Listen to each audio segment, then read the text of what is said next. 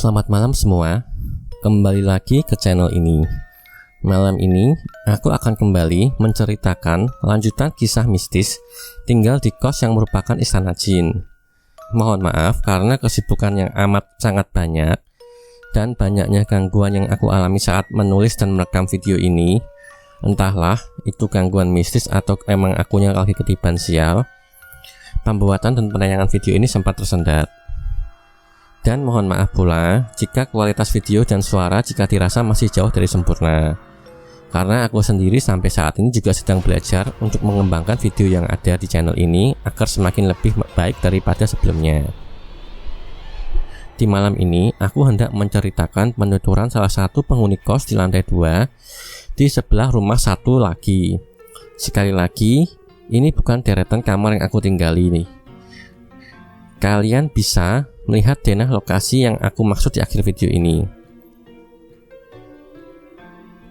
Karena walau satu bangunan kos, tapi ruangan kamar kami dipisah oleh sekat yang membedakan deretan kamar sisi kanan dan sisi kiri rumah.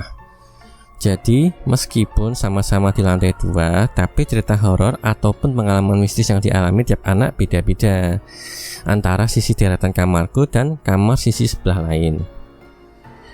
Hal ini dikarenakan menurut orang pintar yang pernah datang dan menggunakan ilmu cocok logi bahwa tiap blok bangunan itu punya sosok penguasa yang beda-beda, namun tetap di bawah komando oleh si noni Belanda penghuni kamar lantai 1. Kali ini pengalaman mistis yang dialami oleh salah satu penghuni perempuan di rumah. Perempuan ini bernama Sarah.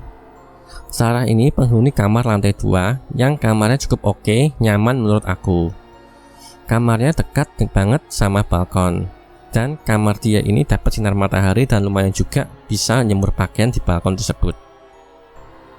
Kadang kalau lagi hoki, aku bisa melihat jemuran PHN dalaman dia yang cukup menerawang. Bahkan pernah kejadian tetangga sebelah rumah depan kos komplain perihal seringnya ada jemuran pakaian dalam wanita di teralis balkon. Kejadian ini terjadi pas November tahun 2019. Ya, agak terlambat sih, tapi masih belum basi-basi banget kejadiannya. Jadi Sarah ini orangnya cuek sama hal mistis beginian.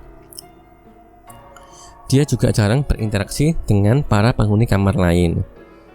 Mungkin dia nggak tahu kejadian horor yang dialami anak lain, dan dia juga nggak merasa kamar dia ada something, you know what I mean kan?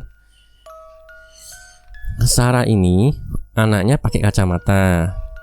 Ntar kondisi penglihatan Sarah yang minus ini akan jadi clue di part ini. Makanya aku info dulu biar kalian gampang bayangin kondisi yang dialami Sarah ini. Kalau kalian bertanya, cewek kok pakai kacamata? Kenapa nggak pakai soft lens?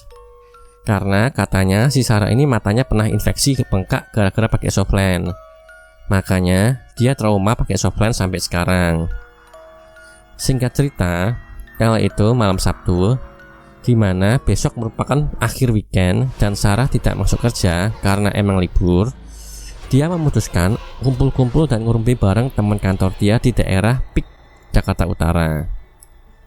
Setelah berhahaha ria bareng teman-temannya, dia baru balik kos jam 11-an malam. Ya, nggak malam-malam banget lah. Kondisi rumah kos dan jalan juga masih rame. Lalu lalang orang berseliweran. Bahkan di dalam rumah sendiri ada beberapa anak ngumpul main game sepak bola bareng. Nah, setelah tiba di kamar dan mandi, Sarah pun membenamkan dirinya dalam kasurnya yang empuk sambil ngecek line. Nah, Sarah ini cerita ke penjaga kos dan penjaga kos ini cerita ke aku. Si penjaga kos ini sumber cerita narasumber sebelum diceritakan ke kami. Baru narasumber tanya ke Sarah langsung biar dapat sudut pandang ceritanya terasa real. Karena channel kami pantang memakai bumbu dramatisasi yang berlebihan. Ini bukan cerita Ghostbuster macam film-film Hollywood. Pas lagi perbahan dan mata yang kala itu nggak pakai kacamata, Sarah sedang asik chatting di aplikasi lain. Katanya dia melihat ada sesuatu yang bergerak di balik gorden jendela kamar. Katanya sih gerak-geraknya kayak ada tikus atau cecak gitu. Langsung dengan sigap si Sarah ini buka pintu kamar dan ambil sapu yang ada di dekat pintu kamar. Karena Sarah ini takut sama cecak atau tikus. Sarah sempat curiga karena merasa kamar dia itu bersih dan gak mungkin ada tikus. Kalau cecak masa segede itu gerakannya. Nah, dia sendiri di atas kursi dengan sapu, dia goyang-goyangin tuh gorden dengan harapan tikus itu pergi keluar kamar. Karena tidak ada pergerakan yang muncul, Sarah pun melempar tempat tisu dia ke arah gorden. Ternyata nggak ada juga. Dia pun nge-WA Mas penjaga kos. Akhirnya dia manggil-manggil Mas penjaga kos. Karena setelah sempat membaca chat WA dari Sarah, Masnya langsung naik ke lantai 2. Si Mas penjaga kos pun dengan sigap mengecek di balik gorden Sarah dan hasilnya nihil. Setelah memeriksa kamar sampai kolong kamar tidur pun tidak ditemukan apa-apa, Sarah merasa mungkin dia salah lihat. Si Sarah pun akhirnya bisa merasa tenang kembali dan melanjutkan aktivitasnya yang sempat tertunda. Tak lama kemudian, setelah Sarah di kamar sendirian lagi, dia kembali melihat gorden kamar dia bergerak-gerak. Kali ini dia jok aja karena menganggap gorden dia kena semburan angin AC. Makanya gerak-gerak. Lagian juga kala itu dia juga nggak pakai kacamata, makanya dia juga agak ragu, takut salah lihat. Setelah kejadian gorden yang bergerak-gerak, kali ini gordennya kembali bergerak, namun sumber gerakan berasal dari tengah gorden, naik 1 meteran lah dari level keramik. Kali ini Sarah memakai kacamatanya untuk memastikan apakah gorden yang bergerak akibat hembusan angin atau apa, sembari tangannya sudah standby tempat tisu untuk nimbuk tikus. Emang bener, setelahnya muncul gerakan seperti ada yang keluar dari balik gorden. Karena takut dan refleks, Sarah pun langsung menimpuk gorden tersebut. Di sini dia masih mikir ada tikus. Kata Sarah, pas ditimpuk seolah tidak ada apa-apa, seolah tikus itu hilang. Tak lama kemudian setelah Sarah kembali menutup pintu, gorden berada di samping pintu. Sarah melihat ada sesuatu yang menggeliat keluar di balik gorden. Ternyata dia melihat sosok bayangan tangan hitam dengan kuku jari bengkok panjang keluar dari balik gorden tersebut. Sontak Sarah langsung menjerit ketakutan.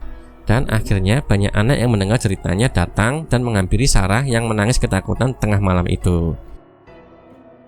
Setelah ditenangkan beberapa lama akibat Sarah yang syok, akhirnya istri Mbak Kos yang menemani Sarah tidur di kamar tersebut. Karena anak cewek lain di kosan tersebut entah belum nampak atau masih belum balik ke kosan. Nah, ini kita mulai masuk bagian seremnya. Pas saat ditemani tidur oleh Mbak Kos, Sarah yang masih setengah terisak akibat syok, mereka berdua sedang tiduran. Menurut penuturan Mbak Kos, kali ini Mbak Kosnya sempat melihat sekelebat bayangan panjang seperti ular, tapi bukan. Lebih mirip dengan tangan berbulu hitam keluar di balik gorden. Tangan tersebut seolah merayap ke arah tempat tidur. Si Mbak ini gak berani teriak dan cuma tercekat sambil berdoa dalam hati. Dia takut kalau teriak malah bikin Sarah dan si isi rumah malah panik. Kata Mbak Kos, saat itu dia ketakutan dan tidur meringkuk membelakangi gorden. Nah, pas meringkuk ini, kata mbaknya, dia merasakan seperti hembusan nafas berat di sekitaran tengkuk leher dan kupingnya. Lalu si Mbak Kos ini memberanikan diri membalikkan posisi tidurnya dengan wajah menghadap gorden. Sosok bayangan tangan tersebut seolah kembali kebalik bayangan gorden. Sosok pemilik tangan hitam ini ternyata sosok yang usil dan senang mengganggu kedua wanita yang sedang ketakutan ini. Entah sensasi kenikmatan apa yang dia rasakan sehingga dia terus-menerus meneror kedua wanita malang ini. Setelah itu Mbak Kos bisa bernapas lega karena sosok tersebut tidak menampakkan diri lagi. Namun tanpa disadari Mbak Kos, setelah si Mbak Kos ini lengah, sosok ini kembali menjulurkan tangannya yang berbulu keluar di balik gorden. Dan sosok ini dilihat oleh Sarah tanpa disadari oleh Mbak Kosnya. Sarah hanya bisa tercekat dan memeluk erat si Mbak Kos. Si Mbak ini pun menyadari apa yang terjadi dan dia tidak berani menoleh ke arah gorden tersebut. Keduanya hanya bisa bersembunyi di balik selimut dan terus mengucap doa. Walau begitu toh, nyatanya makhluk hitam tersebut ternyata tidak mengganggu kedua wanita malang ini sampai lebih lanjut. Sosok ini hanya suka mengganggu dan menampakkan wujud saja tanpa ada aksi yang lain. Kedua wanita ini berhasil bertahan sampai jam 4 subuh dalam kondisi mengantuk berat tanpa bisa tidur nyenyak. Namun tidak ada gangguan lain yang dialami mereka. Entahlah, kadang makhluk gaib seperti ini aku tidak bisa mengikuti jalur pikiran mereka. Tentu saja selain alam dimensi juga sudah berbeda, menurut aku mereka tiada bedanya dengan binatang yang hidup dengan hukum rimba. Dan emang benar kata orang zaman dulu, kalau sebenarnya dedemit hanya berani pada manusia yang takut pada mereka, dan mereka tidak bisa mengusili manusia lebih dari itu. Buktinya, Sarah dan Mbak Kos ini hanya ditampaki saja. Dan untungnya logika mereka masih jalan dan masih sempat berdoa dengan Tuhan. Jadinya, mungkin ini sebabnya makhluk tersebut tidak bisa mengganggu lebih lanjut. Baiklah, cukup sekian dulu dari cerita untuk malam ini. Nantikan episode lanjutan di malam Jumat minggu depan. Terima kasih dan jangan lupa subscribe, like, dan share channel ini.